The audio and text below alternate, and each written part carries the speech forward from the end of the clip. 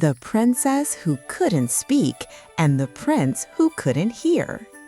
In a peaceful kingdom surrounded by bright flowers and tall mountains, there lived a kind princess named Leela.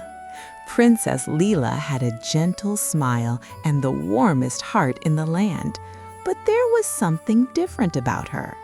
Princess Leela could not speak.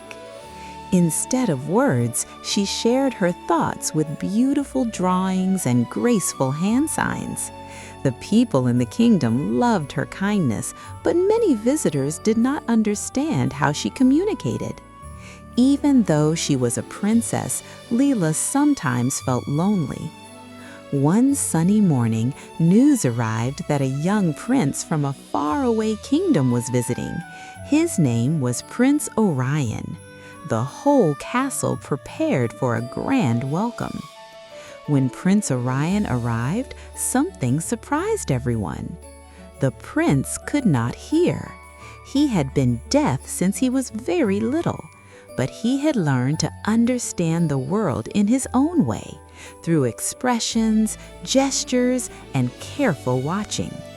When Princess Leela met Prince Orion in the royal garden, they looked at each other curiously.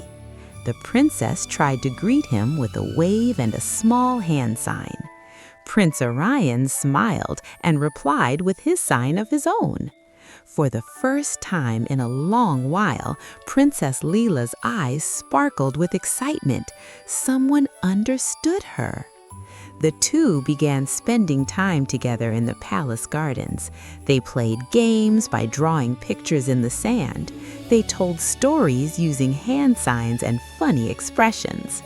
When they wanted to laugh, they laughed. When they wanted to share ideas, they used their hands and drawings. Soon they discovered something wonderful. Even without speaking or hearing, they understood each other perfectly.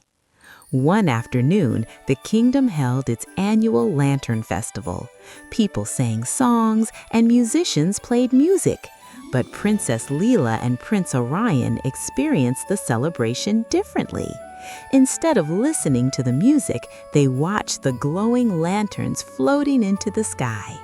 The lights danced like tiny stars above them. Prince Orion gently tapped the ground so Leela could feel the vibrations of the drums through her feet. Leela smiled and drew a glowing lantern in her notebook, showing how happy she felt. Together, they realized something important. There are many ways to listen. There are many ways to speak. And sometimes the strongest friendship does not need words or sound at all. From that day on, the kingdom learned sign language so everyone could communicate with their princess and their visiting prince. The palace gardens became a place where laughter, kindness, and understanding grew every day. And Princess Leela was never lonely again, because she had found someone who listened with his eyes and spoke with his heart. The end.